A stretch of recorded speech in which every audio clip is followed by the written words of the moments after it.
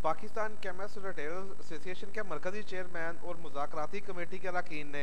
माल road बम धमाका और drug तरमीमी bill 2017 के हवाले से प्रेस कॉन्फ्रेंस करते हुए कहा कि पंजाब हुकूमत की तरफ से ड्रग एक्ट का निफाज फौरी तौर पर मुसल्लत करना समझ से बालातर है। मीडिया से बात करते हुए उनका कहना था, जुलाई 2017 से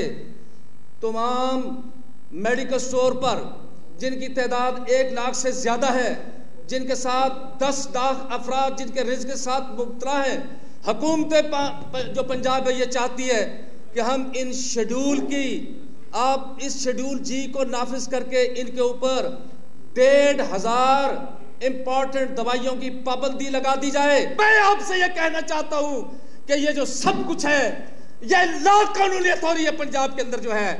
ये सब कुछ जो है अगेंस्ट द लॉ हो रहा है। ये सब कुछ जो है एक खास तबके को इस दवाइयों की 3 खरब रुपए की मार्केट पर कब्जा दिलाने के लिए हो रहा है। मीडिया से बात करते हुए पाकिस्तान केमिस्ट रिटेलर्स एसोसिएशन के मरकजी चेयरमैन का कहना था कि 3 दिन से एहतजाज कर रहे हैं, बजाय हमें रिलीफ देने के ड्रग एक्ट को फौरी तौर पर नाफिज अमल कर दिया गया। प्रेस कॉन्फ्रेंस के आखिर में चेयरमैन ने कफन लहराते हुए कहा कि हम डरने वाले नहीं हैं और ना ही अपने मकसद से पीछे हटेंगे। कैमरामैन बासत अली के साथ राना शहजादा अल्ताफ, पाक न्यूज़ लाहौर।